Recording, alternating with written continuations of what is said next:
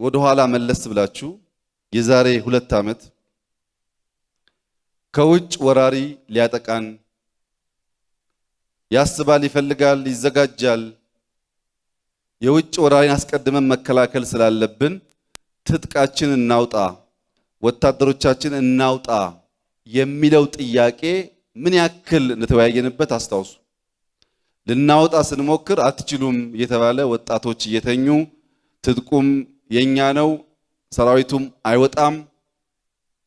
ኦልሞስት 2 ዓመት የነበረው ክርክር በኋላ አግጦ አፍጦ እስከመጣው ግጭት ጊዜ ድረስ የነበረው ሁኔታ ትጥቆቻችንን እናውጣና አታውጡም ነበር። ይህን ታስታውሳላችሁ። ይህ ጉዳይ አሁን በተካሄደው ኦፕሬሽን ሙሉ በሙሉ በሚባል ደረጃ ተሳክቷል። ምን ፈልገውን አውጥተናል፣ ሰራዊታችንን አውጥተናል። ሌሎች ኃይሎች የሚያስቡት ነገር ካለ ለመዘጋጀት ሰፊ እድል አግኝተንበታል። ትናንት ካየኋቸው አንዳንድ ሪአክሽኖች በመነሳት ህዝቡን እንድታስተምሩ እናንተም እሳቢያችሁን እይታችሁን እንድታስተካክሉ ጥቂት ነገር ማለት እፈልጋለሁ። ትናንት ወታደር ወጣ ሲባል አማራ ጉድፈላ፣ ተካድክ፣ ጠፋ ምናምን የሚሉ አክቲቪስቶች፣ ጋዜጠኛ ነን የሚሉ ሰዎች፣ ስልክ ያላቸው ሰዎች ነበሩ። ምን ማለት ነው ይህ ንግግር ብሎ ቆም ብሎ ማየት ያስፈልጋል። አማራ ከትግራይም ከሱዳንም ከሌላው ክፍልም ከፍቅር ውጪ ሰው በጉልበት በኃይል ሊያንበረክከው ከፈለገ ራሱን መከላከል የሚችል ህዝብና በዛም የሚታወቅ ህዝብ መሆኑን ዲናይ ማድረግ ብቻ አይደለም። ጠፍተሃል ወድቀሃልና እኔን ካልሰማህና ካላየኸኝ ዋጋ የለህም አይነት በውድቀት በስንፍና ውስጥ ጎልቶ የመታየት መሻት። በነገራችን ላይ እዛ አካባቢ ሄዳችሁ አይታችሁ ይሆናል። የአርማጮ የወልቃይት የጠቀዴ ህዝብ እንኳን አሁን ባለው ሁኔታ ባለፉት 30 ዓመታት ያ ሁሉ ዱላ የወረደበት ኢትዮጵያዊነቱንም የበጌምድር ሰው መሆኑንም እየተናገረ እየሞተ እየተሰደደ ዛሬም አለ። ዛሬም ሸብረክ ያለ አካባቢ አይደለም፣ በትንሹም የሚል አካባቢ አይደለም። ይሄ ነገር ለኛ ፖለቲካ ሊሆን ይችላል፣ ለኛ ቁማር ሊሆን ይችላል። ነገር ግን ለልጆቻችን ምን እያልናቸው ነው? አትችልም አንተ ከሌላ ቦታ ጸብ ሲፈጠር ፍራ እያልን ያለ ነው የሚለውን ቆም ብሎ ማሰብ ያስፈልጋል። የሚዲያ ሰዎች እንደዚህ አይነት ናሬሽን ፈሪ አንድን አካባቢ አጉልቶ የሚያዩ ራሳቸውን አኮስሰው የሚያዩ ትውልድ የመፍጠር አንድ ጡብ እንደሆነ ማሰብ ያስፈልጋል። ሁለተኛው የዛሬ 2 ዓመት ያለው የኃይል ሚዛን ኢኮኖሚክ ዝግጁነት፣ የሚሊተሪ ዝግጁነት፣ የመንግስታዊ ውቅር ለምሳሌ ትግራይ ክልል የነበረውን ከሌሎች ክልል ስናወዳደር አይመጣጠንም። አሁን በነበረው ሁኔታ ወይ ዝቅታ ወይ ደግሞ ምናልባት የተቀራረበ ነገር ነው ያለው። በአጭር ጊዜ ውስጥ ትናንት በነበረው ሁኔታ ልጠቃ ይችላል የሚል ፍርሃት የሚፈጠርበት ምንም አይነት መሰረት እውነት የለም። በእነዚህ ምክንያቶች እንደነዚህ አይነት ናሬሽን የማሸነፍና የመሸነፍ መሆኑ ብቻ ሳይሆን አንድን ህዝብ እንደ ህዝብ በስጋት በጭንቀት እንዲኖር የሚያደርጉ ስለሆነ ጋዜጠኞች ይሄንን ነገር በከፍተኛ ጥንቃቄ ማየትና ማስተማር ይጠበቅባቸዋል። እውነትም አይደለም ድሎችንም የሚያራክስ ስለሆነ። ሌላው መቀሌን ትናንት መልቀቅ ስንጀምር በጣም ብዙ ሰዎች ተደናግጠዋል፣ እናንተም ተደናግጣችኋል። መቀሌ የዛሬ 7-8 ወር ስንሄድ የነበረው ግጭት የስበት ማዕከል፣ የመንግስት ማዕከል፣ የምናቀውና የማናቀው ሪሶርስ ማዕከል ነው የነበረው። ዛሬ ግን ስንወጣ በውስጡ የተሰገሰጉ የተትረፈረፉ ሰዎችን የሚዘርፉ የሚቀሙ 80 ሺህ የሚጠጉ ሰዎችን ከመጨመሩ ውጪ ከአብይ አዲ ወይም ከሽራሮ ወይም ከበሻሻ የሚለየው ነገር የለም። የስበት ማዕከልነቱን አጥቷል። አሁን ባለው ተጨባጭ ሁኔታ በተለየ መንገድ የምናየው ነገር አይደለም። መቀሌ ወይም አብይ አዲ ወይም የሆነ ቦታ አሁን ባለው ተጨባጭ ሁኔታ በሚሊተሪ እይታ ሲታይ ምንም ነገር የለውም። የተለየ ስበት ማዕከል የሚያደርገውና የሚያጓጓን እንደሄድንበት ጊዜ የሚያጓጓን ነገር የለውም። አንደኛ ኦኩፔሽን አይደለም ዓላማችን። ትጥቃችን ተይዟል፣ ወታደራችን ተይዞብናል፣ ሰዎች ሕግ ጥሰዋል ነው የነበረው እንጂ መቀሌን ነፃ እናውጣ ብለን አልነበረም። ይሄን ነው ታውቃላችሁ፣ ይሄን ተሳትፋችሁበታል። አሁን ግን ለመውጣት የወሰንባቸውን ውሳኔዎች በተወሰነ ደረጃ አነሳላችኋለሁ። እነዚህ ናሬሽኖች እርማት ስለሚፈልጉ ነው ያነሳሁላችሁ። ሁለተኛው ጠላት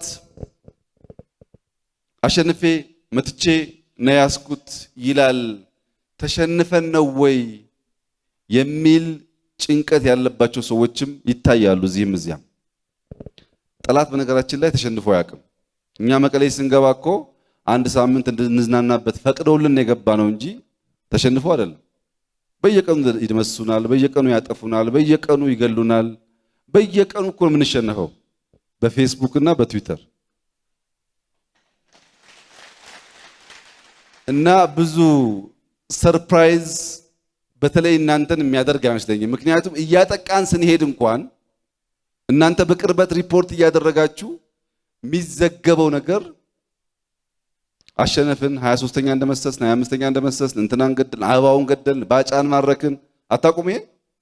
ይሄ ኃይል አሁንም ቢዋሽ መደነቅ የሚያስፈልግ አይመስለኝም። ነገር ግን ከሚዲያ አንጻር ቅድም እንዳነሳሁት ናሬሽን አንድ አደገኛ ችግር አለ። ሳታቁ ወይም የኛ ጓደኞች ሳያቁ የሚያጠፉት ጥፋት የጠላትን የተዛባ ዜና የማባዛት የማድረስና የወገንን የማራከስ በሽታ ልክ እንደ ኮሮና ነው እኛ ውስጥ ያለው። ጠላት አንድ ውሸት ሲዘራ ሁሉም ፎርማል ኢንፎርማል ሚዲያ ጆሮ የሚሰጠው የሚያባዛው እሱን ነው።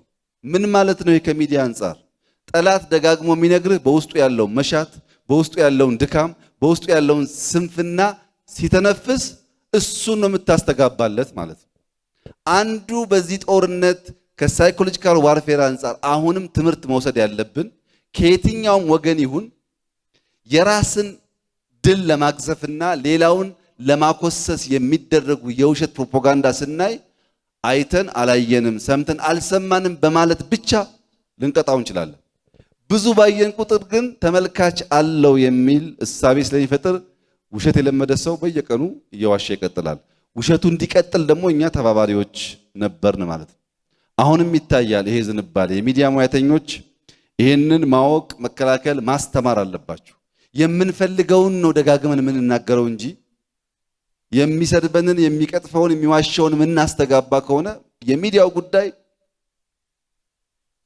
በታጠረ ቦታ የሚቀመጥ አይደለም። ከቁጥጥራችን ውጭ በጣም በርካታ ሰዎች የሚያዩት ነው፣ ህፃናትም ጭምር። በዚያ ምክንያት የተሳሳተ ታሪክ እንዲያድር ስለሚያደርግ ጥንቃቄ ማድረግ ይኖርብናል። የቲፒኤልኤፍ ዓላማ ማሸነፍ አይደለም፣ ማሸነፍ አይደለም። በተደጋጋሚ ሰሞኑን ሲናገሩ ሰምታችኋል። እንደ ከዚህ ቀደሙ መንግስት እንሁን ወይ ምናምን አይደለም። አመድ ሆኛለሁና ተያይዘን አመድ እንሁን፣ አቧራ ለብሻለሁና ተያይዘን አቧራ እንልበስ፣ ተከስክሻለሁና ተያይዘን እንከስከስ፣ ፓራሹት የሚባል ነገር እንዳላይ የሚል ታክቲክ ስትራቴጂና ስራ ነው የሚሰሩት። ይሄ ነው ዓላማቸው። ለዚህ ማሳያ በጣም ብዙ ነገር ላነሳላችሁ ይችላል። አሁን ኢትዮጵያ ውስጥ ኮሮና አለ። እግዚአብሔር ይመስገን ኮሮናው በተባለው ልክ አይደለም፣ ግን አለ። ሰዎች የኢትዮጵያ መንግስት ኦክሲጅን በበቂ ማቅረብ አለበት ብለው ይጠይቃሉ። ትሰማላችሁ ሙያችሁም ስለሆነ።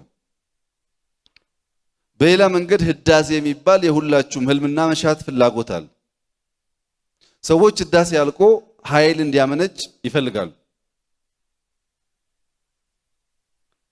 በሌላ በኩል ከህዳሴው ጋር ተያይዞ ባሉ አንዳንድ ጉዳዮች 40 ሺህ 50 ሺህ ኢትዮጵያውያን ወደ ሀገራቸው ይመለሱ፣ በዚህ እናስጨንቃቸው ብለው ሰዎች ይመልሳሉ።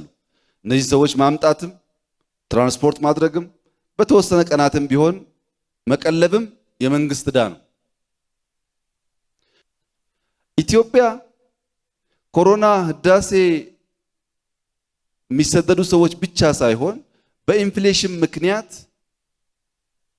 በከተሞች ገቢያቸው ዝቅተኛ የሆኑ ሰዎች ምናልባት እናንተን ጨምሮ በቀን የአማራቸውን ለመብላት ይቅርና የሚያውላቸውን ለመብላት የሚከፍሉት ነገር ከአቅም በላይ የሆነ ሄዷል።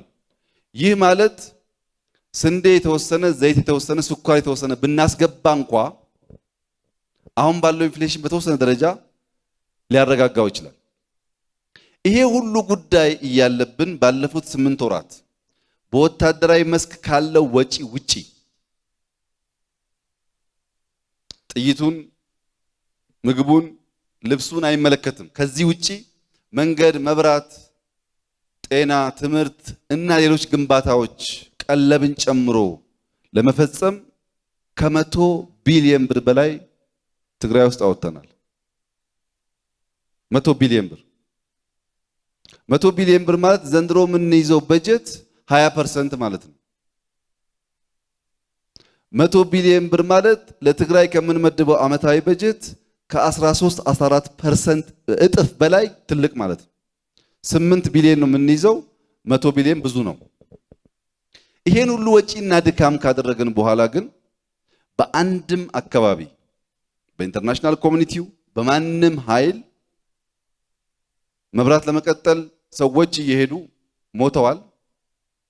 ምግብ እያዳረሱ ስንዴ እየሰጡ ተገለዋል። ስልክ፣ ሌሎች ኢንፍራስትራክቸር ለመገንባት ሄደው ብዙ አደጋ ደርሶባቸዋል። አንድም ሰው በእጅ ጥሩ ስራ የሰራችሁ ነው ቀጥሉበት በርቱ የሚል አልገጠመንም። ሁሉም ሰው በእናንተ ምክንያት ረሃብ ሊመጣ ነው፣ በእናንተ ምክንያት ህዝቡ ወደ ችግር እየገባ ነው፣ አክሰስ ከለከላችሁ፣ ኮሙኒኬሽን እንደዚህ ያደረጋችሁ፣ ውጊያ አላቆማችሁም፣ የኤርትራ ሰራዊት ፈቀዳችሁ አይነት ክሶች ብቻ ናቸው የነበሩት።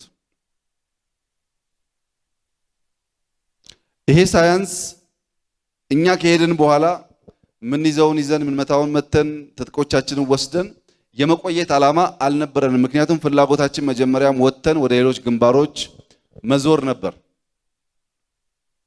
ሌላ የሚያሰጋን ኃይል ስላለ ለዛ ዝግጅት ያስፈልገን ነበር። የፕራዮሪቲ ጉዳይ አለ። አንድ ሀገር ዛሬ ያላት ፕራዮሪቲ ነገ ካላት ፕራዮሪቲ ይለያል። ዩኒቨርሲቲ ያለ ሰው ጋዜጠኛ መሆን ቢመኝም ዛሬ ያግባ ብትለው ግድ የለም መጀመሪያ ስራ ሊያዝና ከዛ አገባለሁ አላገባም አይልህም፣ ግን መጀመሪያ ስራ ሊያዝ ይላል። ሀገርም እንደዛ ናት። ቅደም ተከተል አላት። ፍላጎቶቿን በቅደም ተከተል ሃንድል የምታደርገው አምና እንደምንሰጋው አይነት ስጋት በኢኮኖሚም በወታደርም በምንም ስለሌለን አሁን ያለብንን ስጋት ተነዛ ብንጋጋጥ ሁለቱንም ያጣ ከመሆን ያለፈ ጥቅም አይገኝበትም። ምክንያቱም ፋቲግ ውስጥ ገብተናል።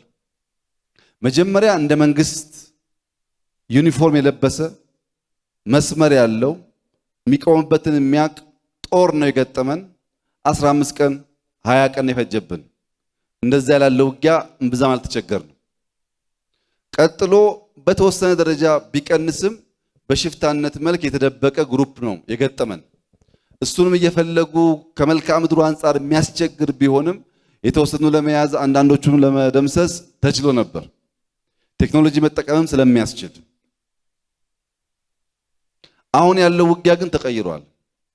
አሁን ያለው ውጊያ የትኛው መንደር ወታደር ሲሄድ ምንም ጠላት አያይም፣ ህዝብ ነው የሚያየው። እዛ የገባው ወታደር ቁጥሩ ያነሰ ከሆነ በአህዱ ውስንነት ያነሰ ከሆነ ምንም ጠላት የለም ብሎ አልፎ ሳይጨርስ ከጀርባው በርከት ያሉ ሰዎች ወረውት በክላሽም በገጀራም ይጨፈጨፉታል። ለምሳሌ አንድ መንደር የገጠመን ወታደሩ ሲሄድ ጁንታው ሰው ይገላል፣ ይረሽናል። አልደገፉኝ የሚላቸውን ሰዎች ከቤተሰብ አውጥቶ ህዝብ እያየ ይረሽናል። እየረሸኑን ነው ጥበቃ አታደርጉልንም ብለው ጠየቁ ወታደሩን። ወታደሩ እንደምታውቁት ለምሳሌ 50 ሺህ ወይ 100 ሺህ እንኳን ቢሆን ትግራይ ያለው ወታደር ዝም ብሎ 20 ሺህ መቀሌ 20 ሺህ አዲግራት ካልተቀመጠ በስተቀር ሁሉን ተራሮች የሚያካልል ከሆነ የግድ 100 50 200 ካልሆነ በስተቀር አይቻልም። ተበጣጥቶ ነው የሚንቀሳቀሰው እና በዛ መንደር ጠብቁን መተው ይገሉናል ብለው መከላከያን ሲጠይቁ መከላከያ አምኖ ተቀበላቸውና የተወሰነ ሰው በቁጥር ከ20 ብዛም የማይበልጡ ሰዎች አስቀምጦ አሰሳውን ቀጠለ። ጠዋት ጠብቁን እንዳትሄዱብን ያሉ ሰዎች ከሰዓት እነዚያን ጥቂት ሰዎች በብዛት ወጥተው ፈጇቸው። ይሄ ነገር ከቦታ ቦታ እየበዛ ሲሄድ በዚች 15 20 ቀን የነበረው የውጊያ ሁኔታ ዝርዝሩን ባላነሳላችሁም አንድ የታጠቀ ሰው የሆነ የተከማቸ ኃይል ይመጣበታል። ብዙ ሰው ገሎ ጥይት ጨርሶ የሚሞትበት በጣም ብዙ የማትገምቷቸው ጀግኖች ደግሞ ትላልቅ ኃላፊዎች ራሳቸውን የገደሉበት ሁኔታ አጋጥሟል። ለምሳሌ የብርጌድ ኮማንድ የክፍለ ኮማንድ የሚባል አካባቢ ጥቂት ሰው ነው የሚኖረው።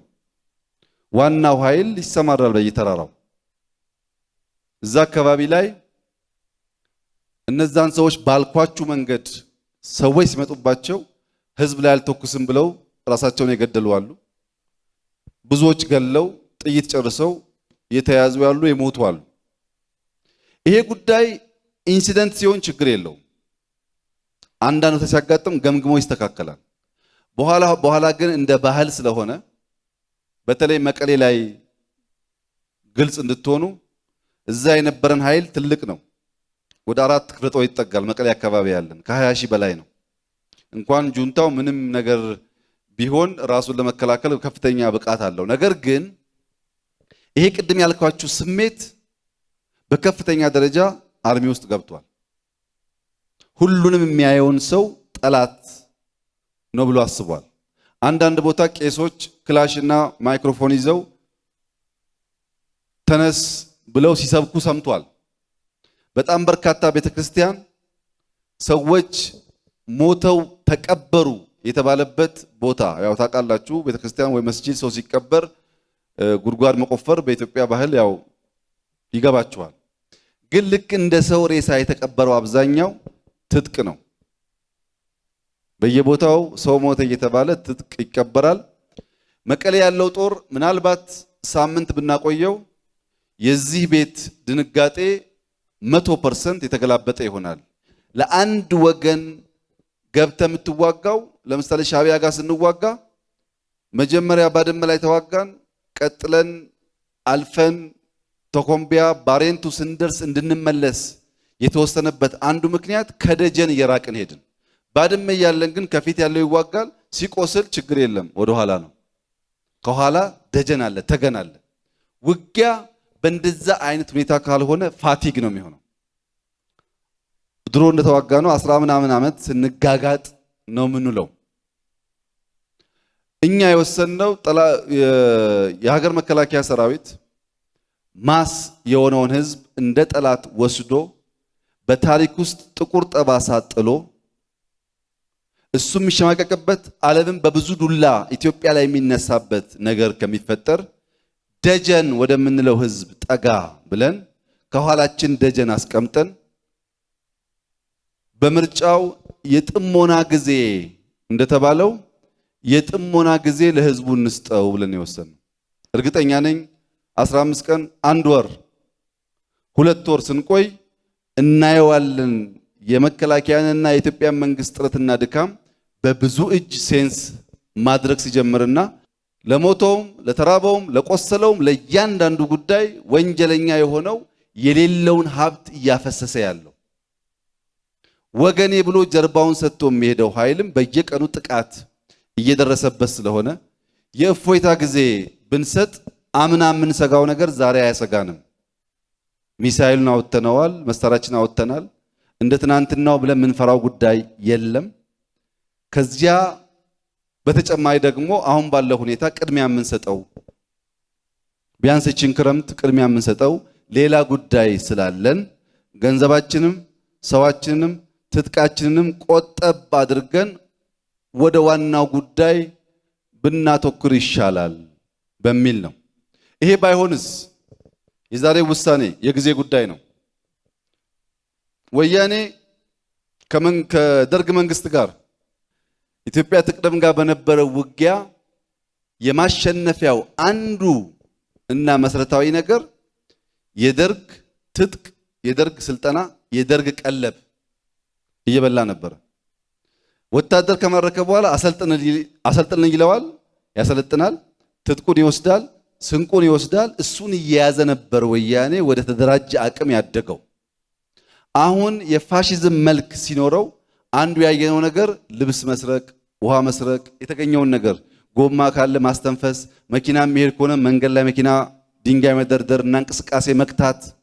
እየዋልን እያደርን በሄድን ቁጥር የምናስታጥቅ ሆን። ከምግብ አንጻር አንድ ፋሚሊ 5 ቤተሰብ ካለው 7፣ 8፣ 10 ብሎ ያስመዘግባል። የ10 ሰው ይወስዳል፣ 5ቱን ይበላል፣ 5ቱን ለጁንታው ይሰጣል።